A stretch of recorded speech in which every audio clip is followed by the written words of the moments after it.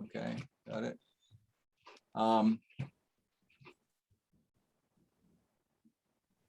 There was a couple other provisions in that 121.31 that apply. And let's see, the one is that the one that we talked about last month or two regarding the Bennett Lot Road subdivision. That's 121.31G, and as you recall, after if a project's gone to public hearing and within 30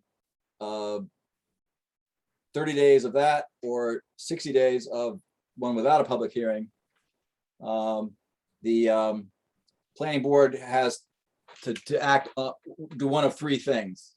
One is to approve the plan. Second is to approve a plan with conditions. And the third is to disapprove a plan.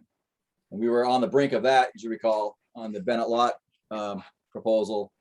And they withdrew the application rather than deal with our decision on that. So that resolved it in another way. But that process, we were going through that process when the applicant made their decision to withdraw the application. The other one is the end of that section J, 121.31J, and that states, if during the preliminary plan review process, an applicant does not appear before the board for a period of 6 months, the project shall be considered abandoned and its status as a pending preliminary plan shall be forfeited. And we have projects where that's the case, where the preliminary plan has not been approved. They're in the process of doing it, and we haven't gotten notification on anything from applicants. So these are the cases where the ordinance requires that we resolve the status of the application and either act on it or suspend the application, or we don't suspend the application. We say the application is not it goes back to where they started. So those are the instances where that happens under 121, 31 and 34.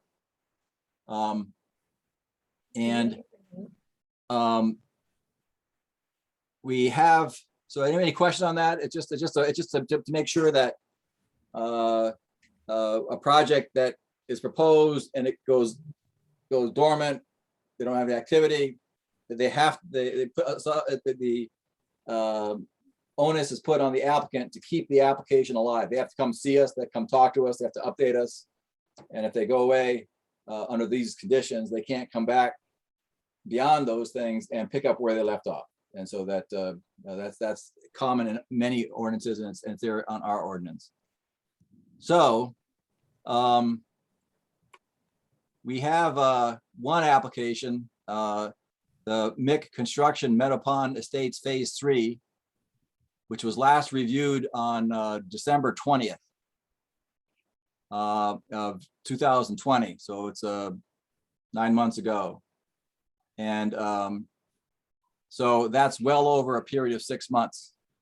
So them not having taken action within 6 months, that would be their status as of now. And we thought that we ought to go through the projects and apply these things. And then Joe Roussel, as the code enforcement officer and administrative person for the planning board, would need to make communications to these various people that indicate that they're lapsing and that they have to do something to get back in.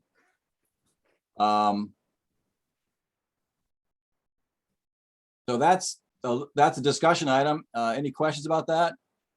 I think based on this discussion tonight, if anybody has any questions about it, we out that I have some comments plan when on you're ready. making Can you hear Manley? Go ahead. I have am I some garbled? comments Can you when hear you're me? ready. Are you Can't ready? hear me. Oh dear. Okay, I can hear you. We can hear hear you, me? Bill. Can you guys not hear Manley? Yeah, I can hear Manley and I can hear Bill, but Bill, it seems, can't hear us. Going on here. I'm gonna exit and I'm gonna come back. We'll see if it works. I think it's on my problems on my end. I'm gonna leave the meeting and I'll come back, okay? Okay. Okay, You just started coming in real clear. Oh, wait, now I'm back. Yes. You you're are. back. I'm You hear not us? gonna touch anything. It might you be hear the us? weather. okay, so Okay, go ahead, Manley. Bill, can you hear us? I can hear you just fine, Manley. Thank you. That's good. So I had some comments, if I can remember them now. So, one is, I think these are things that we've been lax on. Yep, So I don't mind starting to toe the line for these people, but I would like to have them have a notice that they must do something within 30 days or they're well beyond their limits and they'll have to start over or whatever it is. So that we're not all of a sudden starting to enforce it when in the past we haven't. that's a very good point. And go ahead. The other thing is on that 30 to 60 days after a public hearing, I would like to see that changed. And I'd like to see the public hearing right at the front of the preliminary process. And so that everybody can get on board that's in the neighborhood that wants to have input and not to be at the end of the process where we've put all our thoughts into it, but the neighbors haven't had the option to give us their thought patterns. David wants to speak. I've got something else, but we'll go with that. Oh, no, finish your thoughts, Manley, and then we'll come back. Okay.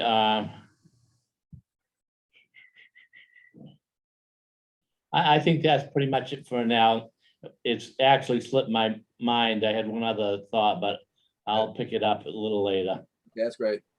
On your first suggestion, I had a conversation, email conversation with Amy and Joe, and we realized we need to catch up with these things, and so we clarified which ordinances apply. I fully support your idea that if they should be notified that this is coming, and it's out of the ordinance, it's not in the ordinance, but I don't know if we can, because we haven't been consistent with it, we could give them a 30-day period to tell us what they want to do, and we could consider A grace period, if you will, at play. David, is that something we can do, you think? Yeah, there's a couple of things on this. I did go back. I know that Athar is the engineers on that project, on the the Meadow Pond subdivision. And the last email that I had was just to Joe and Amy and you, Bill, and that was back on May 12th. And I said in it, I reached out to Brian on the project about 3 months ago. At the time, Brian said he was still active, but I haven't heard anything since. I've been following up with him, so I might as well, if the board wants me to, I can follow up and put something in writing and say, you're basically 60 days, give us 30 days to know if you want to keep this open. Otherwise, we're going to withdraw it for inactivity. Okay, that's fine. Again, give them that grace period. That's fine. Okay. 30 days. I think 30 is fine. Okay. No. I thought of the other thing I was thinking. I think if we could reduce this down to a writing to a slip, and then when someone comes on board with the project, we'll either email them or we'll give them this piece of paper and say, this is your this is your warnings. Yeah, and I think to be fair, we just should do that and have it a standard item so that we keep track and have a schedule. And we had several years ago, we had one that Pumpkin Town Place project. And they had approval, and then they didn't build it within a certain period of time that was required, and it was during a recession and da da da. Uh-oh, lights are going off. And they came back and we had to amend their approval to allow them to go into construction later than we did. So we worked with them, and of course now they're there. So I think that's possible, and we should do that. So, okay. Amy, And David, can you make something up? Like a spreadsheet of some sort as to beginning to start off the process when somebody first comes in front of us? Yeah, sure. You want a spreadsheet? yeah, make it easy. Yeah. Okay, so the communications, we had talked about Joe making the communication. I'm fine with David making it, and he's familiar with the applicant. And so if he makes it on behalf of the board, that's fine with me. Fine with me. Me too. Yeah, and it could be something as easy as a standardized letter. Also that I can easily draft up, and then it'd be for the code officer's signature, and he just fill in the dates that we have on our spreadsheet. But in terms of that Meadow Pond business, you should have something in writing. Oh, yeah. That if they don't come in, we're gonna have to go back to the ordinance and then apply the ordinance. Right. Now, it could be as easy as them coming and give us an update, proposing a schedule, or whatever. I mean, we can judge based on that, how open-ended to leave it. Okay. I think part of the problem is the DEP sometimes takes a period of time, and I don't know how we reconcile that to work with our ordinance, but Right. I think if we send them a notification saying we haven't heard from you, you've got 30 days, if they were to write back to us and say, we have our plans at DEP currently, I think that's an update that keeps them alive. That's right. Right.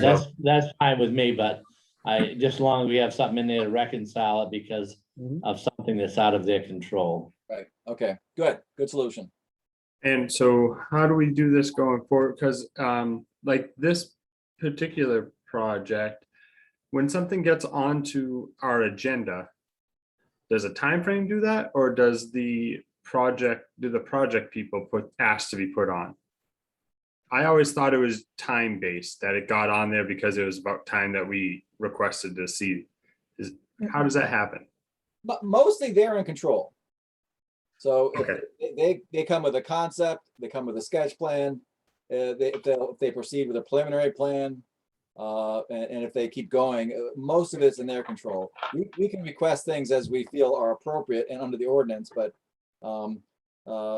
mostly they're in control of the schedule, working with Joe and Amy and David to coordinate it. It always works pretty well. Yeah. But we got to remember that the projects are the applicant's projects. We have a process. We don't advocate for them. But we're not negative towards them. We have to apply our process, and that's what we're talking about. I just wasn't sure if it was on a timeline, like the ordinance is saying, we, within 30 days, we need to hear back if we're putting it on, and then they're being notified or not. So it all comes from them. So, okay, that's clear in my mind. I think if we have a sheet right up front and we show them the timelines, but what I don't think is good is for the onus being put on us to Right. notify them. I don't mind notifying if we think of it, but I'd like to see a sheet right up front that says, this is your fair warning. If we remember, we might. Right. But it's I agree. your baby to Yeah. keep up with the schedule. But I think if we do keep the spreadsheet as they get before the board, all it takes is for whoever's keeping track of that, whether it be me or somebody, a consultant, or whether it be Amy or the code officer, as long as every meeting is listed out when they occurred. Some of them I've kept track of when we were doing Bennett Lot, because we'd seen it so many times. I listed the dates out, but as long as we keep that spreadsheet going, I think, if we suddenly realize, wow, it's been, 4 months since we've heard them, it sort of triggers us to go, well, yeah, maybe we should get back to that one. Well, another example was the CMP, that's their substation they want to put up off of Wadley Lane. They went away, they never came back, and I think, David, you reached Mhm. out to them, said, what's going on? And they said, sorry, we're gone. Right, right. If we'd gone to the ordinance, we would have determined that they were gone because they hadn't. And there's people that were interested in that project, and there was some confusion in the public side about what, is it active, is it not active, and all that kind of stuff. So I Mhm. think the crisper we can be with these things, the better. So, to add Manly's other comment or question about, people have raised that over the years, and the idea of the formal public hearing on a preliminary plan is one thing. And I think you're searching mainly for what, can we do something earlier before it's cast in stone? Should do something at the sketch plan level? I mean, the public's certainly welcome to come to any meeting. And we tried to be and we asked the applicants to informally notify all the abutters when they come in with sketch. So we've got, everybody knows it. We do not have a formal forum to take input early in the process. I think that's what you were talking about. It is, I guess if my thoughts would be, soon as they get preliminary approval, schedule a public hearing and then move forward. The sketch plan, I think it's too early because they haven't had our input or anything Well, right now, when they do a preliminary plan, then that goes to public hearing. And the question is would it be valuable to have public input at some level before they get to preliminary? David, you got an idea?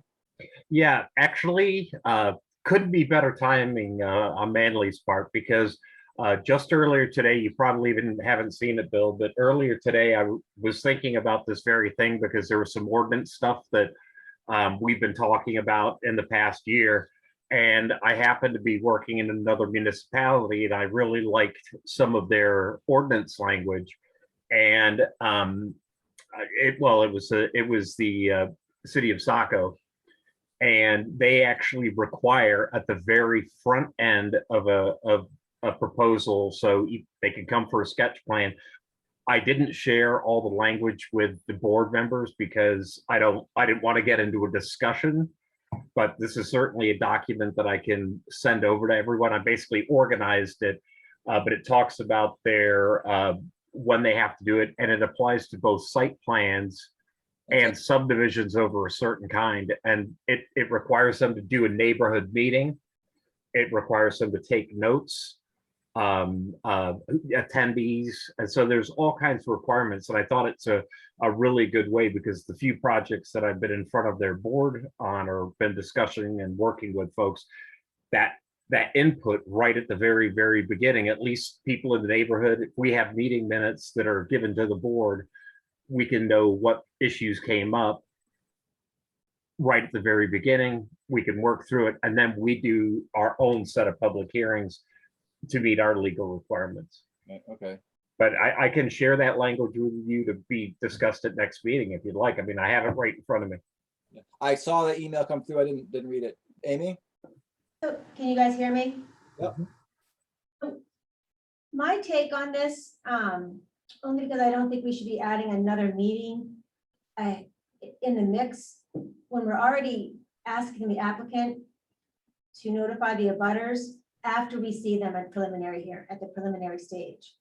If Right. the abutters are notified within the amount of time after the preliminary initial meeting, That's fine. Yeah. isn't that suffice? Well, what we don't have is we don't have a formal mechanism to receive their input other than just to log in emails and letters. Why can't they just, then we tell them to come to the next meeting? Yeah. I mean, that's what we've been doing in the past. So I guess what I'm asking David is, are you saying that in between the preliminary and then let's say they come back in 2 more meetings, right? In between that time, you want to hold a neighborhood meeting? They would hold a neighborhood meeting. The applicant would hold a neighborhood meeting. It's not anything sanctioned by the board, but the board would be, or the applicant would be required to turn over meeting minutes, who was attending and things like that. Again, it's just an early way to get folks in the neighborhood to get their input right when the board is starting to think about it, the neighborhood's thinking about it. I just thought it was some neat language that was worth looking over. Agree with it. I just want to make sure that if we're as a board going to tell the applicant, they have to take care of holding a meeting. Yep. To let the abutters and get that all together, and then they're in charge then to bring us all of that information at their next meeting. I don't know that can be made a policy. I don't want to make it any more complicated. What I'm trying to do is, at the end, right now, it seems like just at the end of the process, just before we're voting for the final approval, we're having the public hearing. I just Well, would no, no, like, the public hearing is granted at the preliminary plan, so, and we, Oh. it's not at the end, it's at the middle. Right. One of the things we could do is we could, when they do a sketch plan, we could, if they've notified the abutters, we can allow a formal, or not a formal, but a recognized input. When we're asking the guys questions, the abutters could ask the questions, so get their ideas or questions out there. Maybe that would be the time to do it even. that sounds good. I have an idea. Could we list for a meeting, let's say, if that's gonna occur, we tell the abutters, hey, at this meeting, on this date, the applicant's gonna be sitting here and they're going to take your questions and they're gonna give comments, gonna give feedback. And this is before they've proposed a formal plan. This is the sketch plan. And so they can hear, well, we're worried about the foxes here, or the turtles there, or the setbacks here, or the visibility here, and just get out whatever they want to get out, so that the applicant can decide whether to take that into account as they're putting their plan together.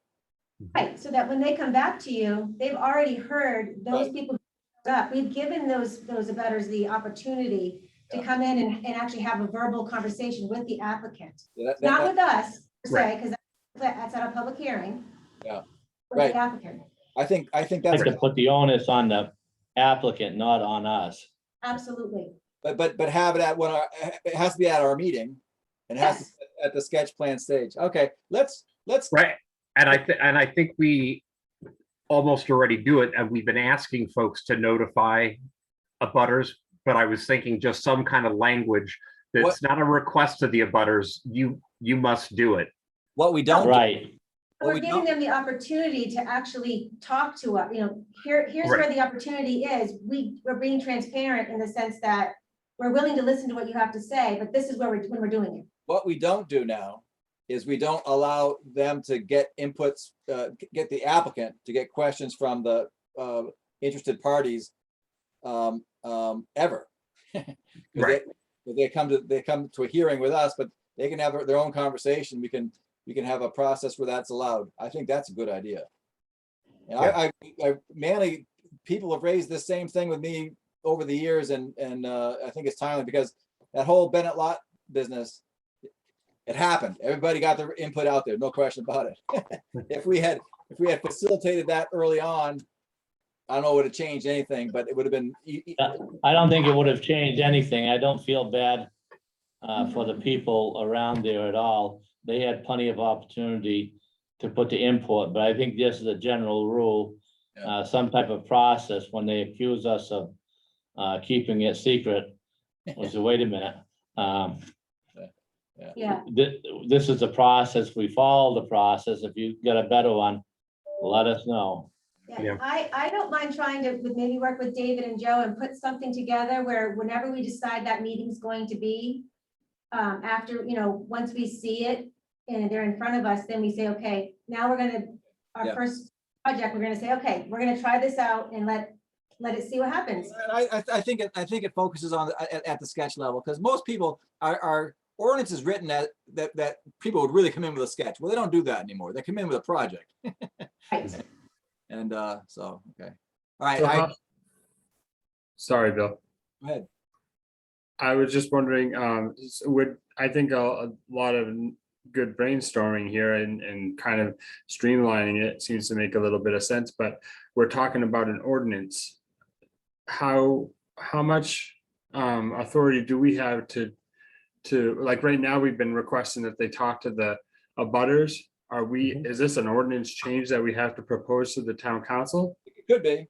It could be a Mhm. system, minor. Well, it depends on how you want to adopt it. It could be a procedural type of thing. I think it would be better to at least incorporate some language into the ordinance that says you must notify the abutters before coming, for example, for your, you know, like Bill said, mostly we don't get sketch plans. You get fairly well-developed plans coming in, and at least notifying people. You know, other municipalities require the applicant to put a sign on the property saying, here's when this is going to be discussed. Oh, You wow. know, I don't see, you know, it's not a huge cost to the applicant, and probably in consultant fees, it'll cost them less money if they get some input early on. And I think the board then also enters the discussion with knowing a little bit about what the neighborhood says. So Amy's offered her effort and David's efforts and Joe's. Let them come up with some ideas and we can kick it around. And if it's a procedural thing, it is. If it's actually an ordinance change, we can crystallize a simple ordinance recommendation because of that. And Mhm. I've Sounds been- good. So that's for subdivision plus, Site plus plan. the site plan approval. Mhm. well, I think it would apply to both. Have to go be 121 and 140. Yeah. Right. Okay. And Amy, I sent you the information earlier today, so you already have it. Yeah, I got it. I think that I just have to throw this out there because it's been on my mind. Because I get all those, you know, and the rest of you guys forum too. We get all those emails, you know, when Bennett Lot was on there, we're getting a lot of emails and everybody had something that they wanted to say, that they wanted the planning board to hear from them individually as an Right. abutter. So then, you know, we get it, we read it, we see it. Well, then we didn't really have a dialogue with them. Right. Per se. And maybe that the planning board doesn't need to have that dialogue, but the applicant needs to have a dialogue. Right, and So- that was my suggestion. Right, so part of the ordinance, if we have to change the ordinance, and we'll find out if we do, like you said, is that the applicant is required to have a sit-down meeting during a scheduled planning board regular meeting where, you know, they're required to have that discussion and abutters are allowed. Abutters per se have to be abutters. So we have to have that right language, right? That Mhm. you just be, you know, live 3 or 4 miles down the road. Keep in mind, I think that's all helpful. That's all, but we have to be sure that we don't assign our responsibilities to the public. All we're trying to do is to get the applicant to hear the abutters' concerns Yes, directly from the abutters. Yeah. Yep. Yeah, good. Okay. That's great. So let's move in that direction. That's great. So we have under old business, no application materials are in. We got listed NBD Solar on Old South. We're all done with that, aren't we? Is there anything left we have to do? I had a question on that because the findings of facts for MBD Solar. Yeah. For Old South Road, were those finished? They should have been. Signed? I believe so. Old South Road. Yeah, right. Did they come back after, didn't we have conditions on them? Yes, Right, and we but- haven't seen them. I haven't, yeah. I thought the last meeting we set the conditions. Forgive me, I don't remember the conditions. I think I helped word it. But we set conditions and I don't think we've seen them since then. Well, hang on. So we approved it with conditions. Yeah. Yeah. And then we did a findings of fact, I believe, and issued that to them, right? That's a question, not a statement. I don't think Question. so. David? Well, I'm looking it up right now. Let's see. We did the solar moratorium, which is in place, final plan approval. It would have, the last time they were here was on July 7th. Correct. And I'm sure we voted with conditions that night. Someone was raising their hand. It flashed over on me. Sorry.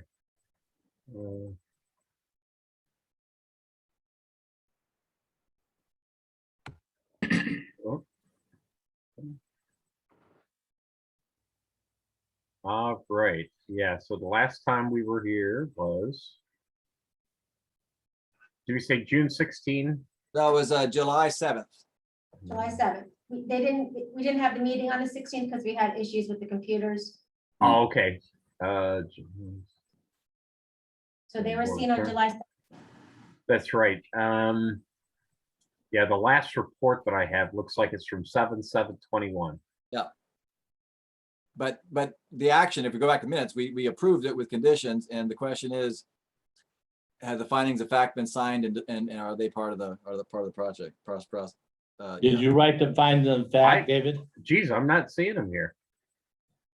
So I looked today and I didn't see anything. Yeah, Because I think what it was is you guys were questioning doing the findings of facts because of the conditions that you gave them.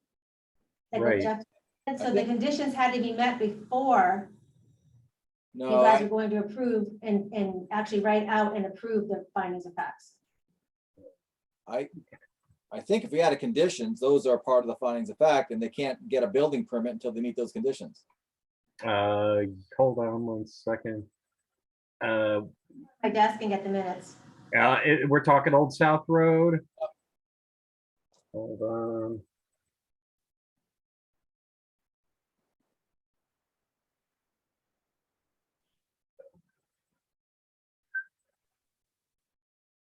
You want me to go, David, and get mine? Yeah, I'm not seeing it here. So if you want to do that, that'd be great. I thought we'd done all. I did too. I moved on. Hold on, I'm opening up other documents here. So let's see, where's this one?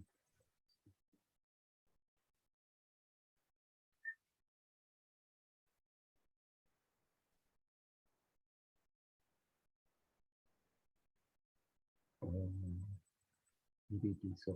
Maybe I don't know.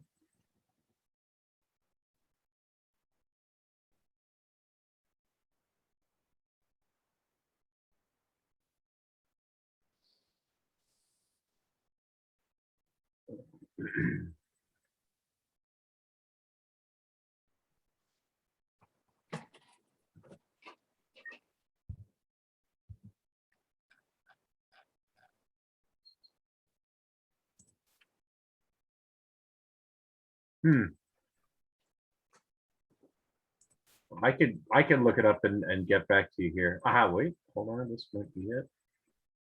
Well, but Amy's getting her copy.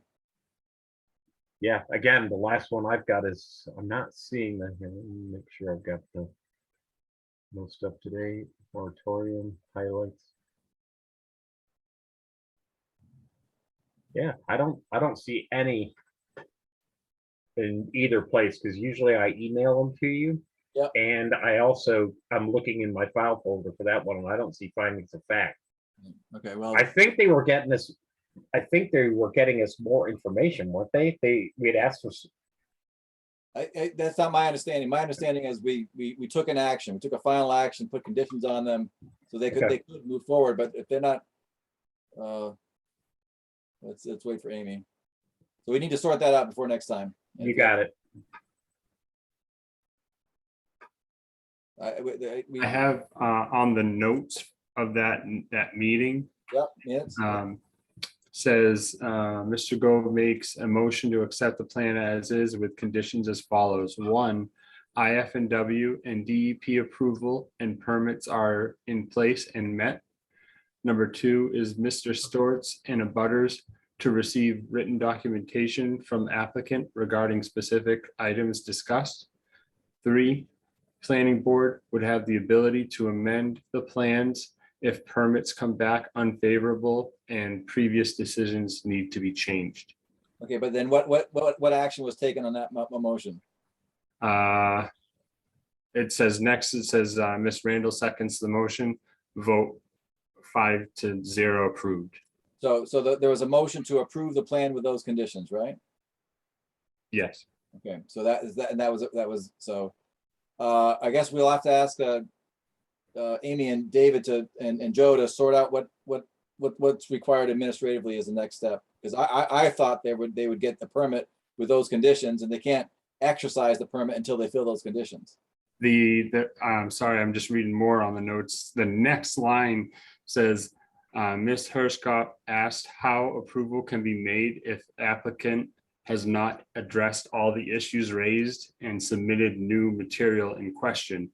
Mr. Galbraith stated the planning board does not have to approve the final application without the material submitted. Right. Mr. Straub stated the application can be approved with or without conditions listed at approval time. That's just what the notes from Yeah. that meeting said. So we voted 5-0 to approve the project with those conditions. Yeah. Whatever they are. And so that's an action that we took. And so the question is, what happens administratively after that? Okay. It sounds like they have got to get their approvals, those two things, and come back into us. Right, but I think, or they, not necessarily, unless, that's why we had, if the approvals create changes to the plan, they have to come back to us. If the approvals come in and Joe's satisfied that they're there, they can exercise the permit and get the building permit. Okay, but we still don't have the finding as facts, right? Right, and that's what I'm asking. That's what I think I need to get to you folks. Right, right. And So it has- Do that at the next meeting. Yeah, that's very specifically laid this out so that they know what they have to do. Joe knows what he has to do. That's right. Jeff, what date was that on? I'm sorry. Hold on just a second. Looks like that was sent by Amy on August 3rd. Yeah. It was with the 7:21 minutes. 7:21 meeting minutes. Okay. It was sent on the same email, I guess, on August 3rd, I believe. Okay. This is the regular meeting of 7/7, Correct. the last time that we talked with them. And the actions that Jeff is describing are in the minutes of 7/7. Okay. Nothing That's has what I occurred. was making sure. All right. I- I think the ball's dropped on my end, maybe. I don't know. Okay, well, let's clean that up so that there's no You got it. ambiguity. Yeah, okay. All right, then the other old business we have is the other solar project that they came in with a sketch on Agamenicus Road. They didn't get very far. That was last heard on May 9th. 6 months will be in November, so that goes. We'll see if they get going on that. So, Maybe we ought to send them a 30-day notice saying you're coming to the end. no, let's wait. Let's wait. Yeah, they got time. Okay. Okay, It'd be good when David makes up a spreadsheet that, these two projects are put on there and with the dates that, when Right. it's ready, we need to give them a notification. right. Right. I'm going to insert something here before we get to member comments. Yesterday, Amy sent out email material that was prepared by Counselor Abby Kimball, who's I think on the call. And I had a conversation with Jack Carrick as council chairman today about that. And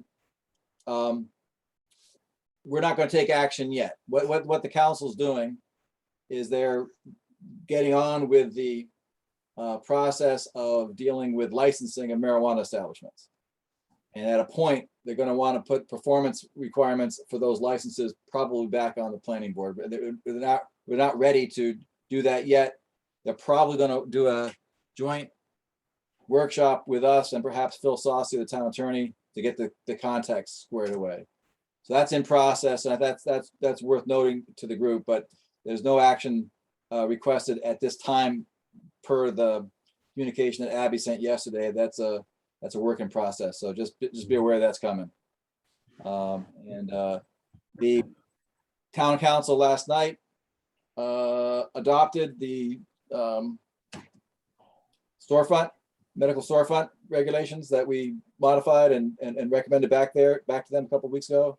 They had a couple of minor modifications to it, but I think Jack explained to me that they actually put an emergency authorization on us. That's in effect. So that's good work done by all. And then the next step, you recall, we recommended to them that they take up the licensing thing, and that's what they're doing. They're taking up the licensing thing, which is a broader thing. And all things marijuana keep on going.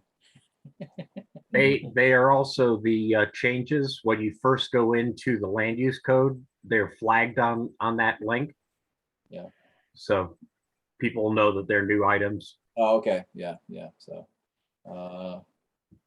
So anyway, everybody did it. It was a lot of work, but we helped the process. The council's able to move with our input on all these things, the 2 citizens petitions and these 2 ordinances. So we still have work to do, but we're getting there.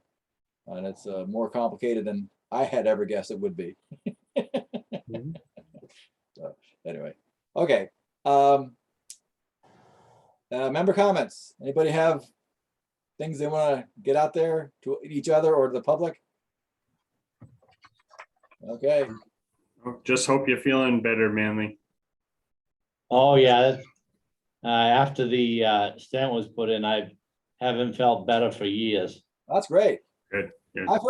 I know a lot of people and they get that and they go, whoo, that was great. So now you can run a 5-minute mile, right? I don't know about a 5-minute mile, but I'm putting in a longer day at work. Good, okay. Okay, then, Manley, you want to make a motion that we always expect you to make? Yes, I make a motion, we adjourn. Okay, here a second someplace? I'll second that. Seconded by Jeff. Okay, all in favor? Great. All right. Thank you Good very night, much. everyone. Everybody. Bye. Good night.